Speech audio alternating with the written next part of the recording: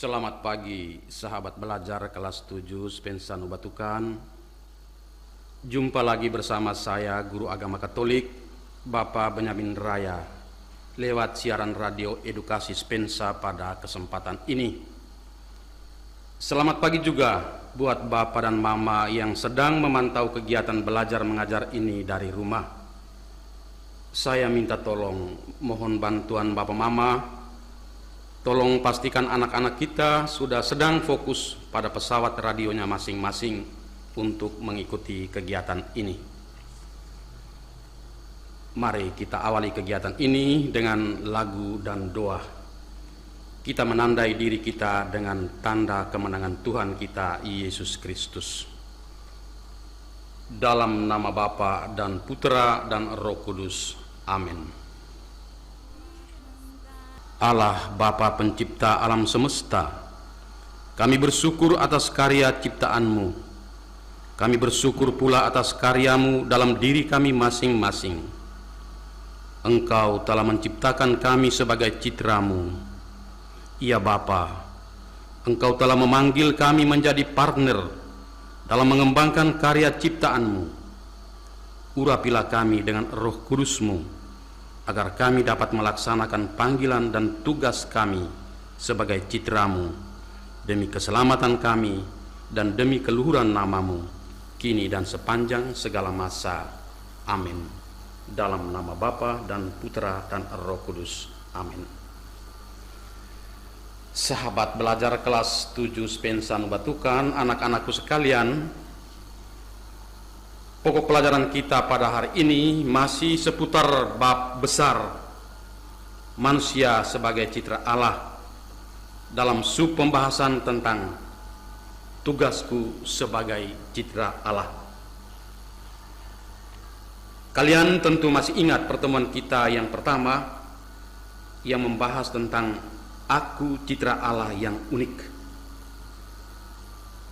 Kata citra dapat diartikan atau dipahami sebagai gambaran, image, keserupaan, kesegambaran atau kemiripan.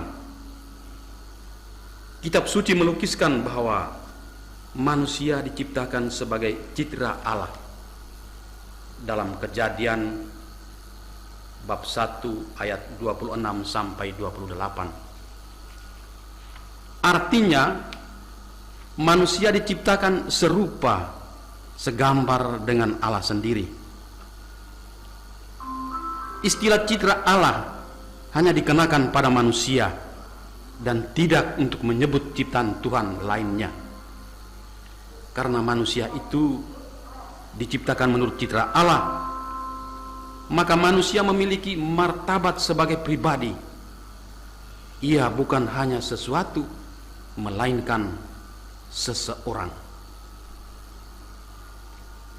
Manusia mengenal dirinya sendiri, menjadi tuan atas dirinya sendiri, mengabdikan dirinya dalam kebebasan dan hidup dalam kebersamaan dengan orang lain, dan dipanggil untuk membangun relasi dengan Allah penciptanya.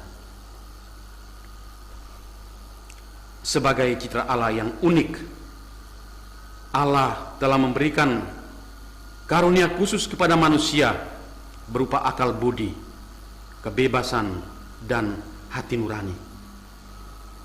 Karunia-karunia khusus inilah yang membedakan antara manusia dan ciptaan Tuhan lainnya. Manusia adalah makhluk ciptaan Tuhan yang bermartabat luhur. Sebagai citra Allah, manusia sangat dikasihi oleh Allah, karena justru Allah sendiri yang menghendaki kehadirannya di muka bumi ini. Allah memanggil manusia itu untuk masuk dalam kehidupan bersama dengan Allah. Dan karena semua manusia adalah citra Allah, berasal dari Allah yang sama, dan sama-sama dikasihi oleh Allah, maka semua manusia mempunyai ikatan kesatuan. Karena itu manusia harus saling mengasihi saling menghormati, tidak saling menghina dan merendahkan, serta hidup sebagai saudara satu terhadap yang lain. Lalu, apa tugas yang harus saya lakukan dalam hidup ini untuk mewujudkan diri saya sebagai citra Allah? Kisah penciptaan manusia melukiskan kemauan Allah sendiri untuk menghadirkan manusia di muka bumi ini sebagai teman kerja Allah, sebagai partner Allah. Allah memanggil manusia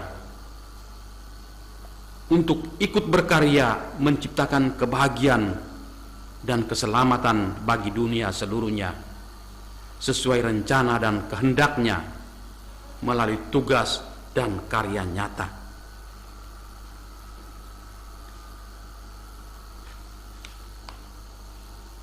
Warga belajar yang saya kasih, Allah telah menciptakan segala sesuatu baik adanya. Namun dalam kenyataannya, coba Anda juga bisa lihat di seputar kehidupan kita ini. Dunia zaman ini penuh dengan berbagai kerusakan ciptaan Allah.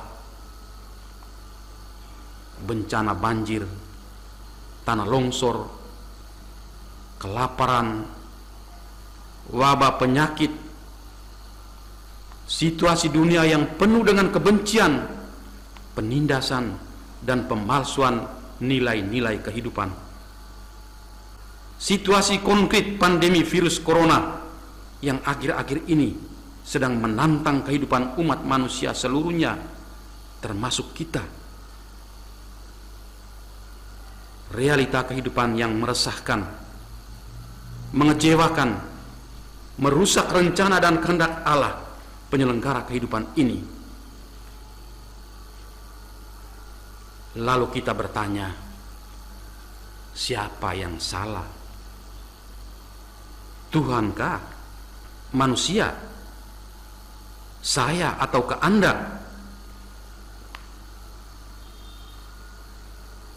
Sebuah permenungan besar untuk kita semua. Dan hasil akhir setelah melewati sebuah refleksi yang lebih jauh dan mendalam, kita akan sampai kepada sebuah jawaban bahwa faktor egoisme dan keserakahan manusia merupakan penyebab utama kerusakan alam ciptaan dan situasi kacau dunia ini. Manusia telah berusaha untuk mengelola dan memanfaatkan alam ciptaan ini secara sepihak tanpa mempertimbangkan dampaknya yang lebih luas. Di samping itu pula, sikap kepedulian yang rendah, acuh tak acuh, pembiaran terhadap situasi lingkungan yang sedang terancam menambah kerusakan dan kehancuran. Karena itu, kita perlu kembali kepada landasan kitab suci untuk mewujudkan diri kita, untuk mewujudkan tugas-tugas kita, saya sebagai citra Allah. Dalam Kejadian bab 1 ayat 26 sampai dengan 30, kalau kita bisa baca, kita bisa lihat bersama-sama. Allah menciptakan langit dan bumi serta isinya.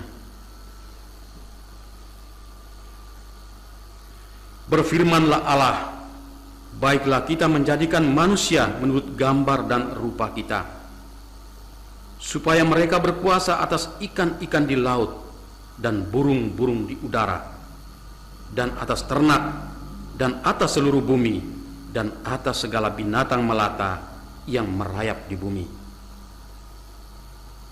Maka Allah menciptakan manusia itu menurut gambarnya.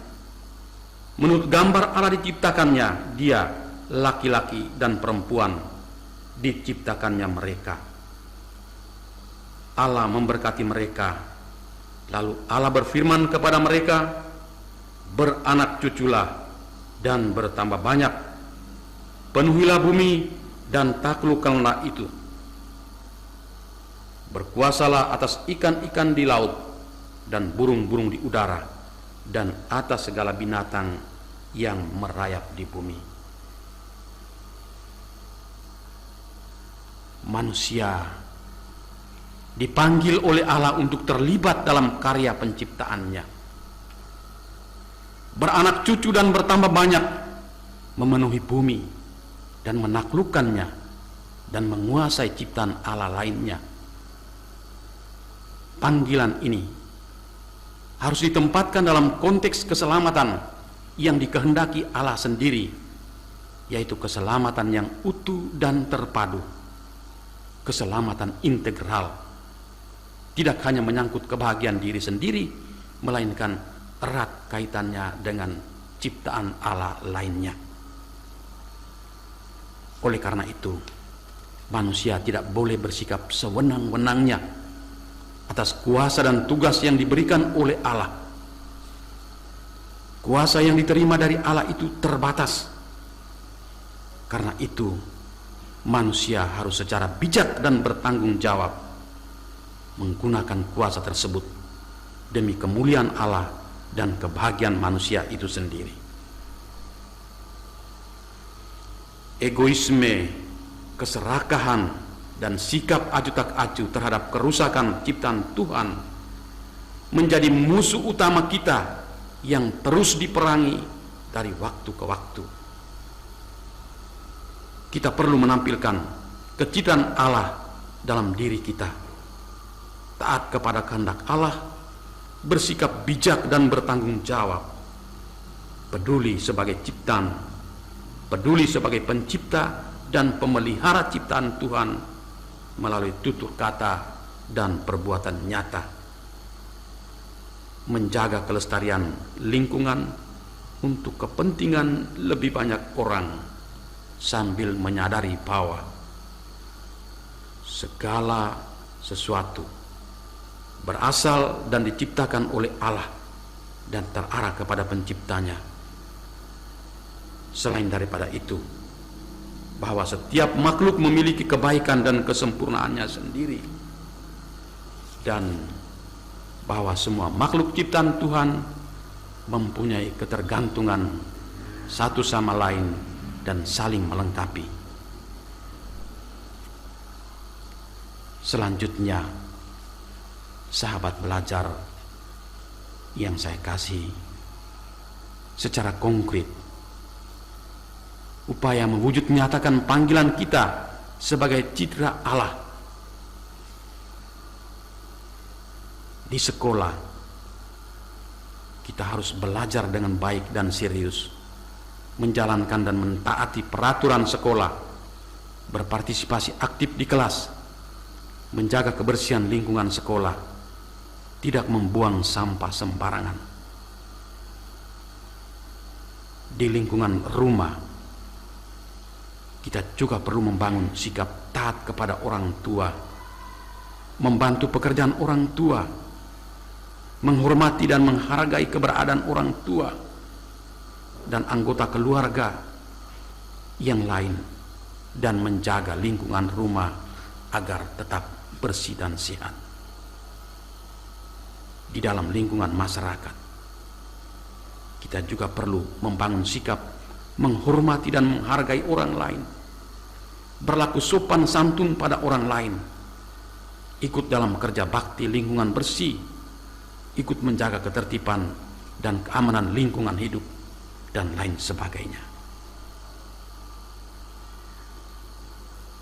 Demikian satu dua pokok pikiran yang telah diangkat untuk kita refleksikan bersama, untuk membantu kita dalam upaya mewujud menyatakan tugas panggilan kita masing-masing sebagai citra Allah. Salam sehat dari saya buat anak-anak sekalian yang telah mengikuti pelajaran ini dari rumah, dan juga salam buat Bapak dan Mama yang ikut memantau kegiatan belajar mengajar kita pada pagi hari ini Tuhan memberkati kita semua. Mari kita mengakhiri rangkaian kegiatan kita ini dengan doa. Dalam nama Bapa dan Putra dan Roh Kudus. Amin. Ya Tuhan, Bapa kami di surga, kami haturkan syukur dan terima kasih untuk berkat, perlindungan dan bimbingan-Mu yang telah menyertai kami semua sepanjang kegiatan yang baru usai ini. Teguhkanlah segala niat dan rencana anak-anak kami yang sedang belajar di rumah. Arahkanlah cita-cita mereka dalam mewujud nyatakan dirinya sebagai citra Allah yang sejati untuk ikut ambil bagian dalam menciptakan kebahagiaan dan keselamatan dunia ini. Demi kemuliaan nama-Mu, kini dan sepanjang segala masa. Amin. Dalam nama Bapa dan Putra dan Roh Kudus. Amin. Salve buat kita semua.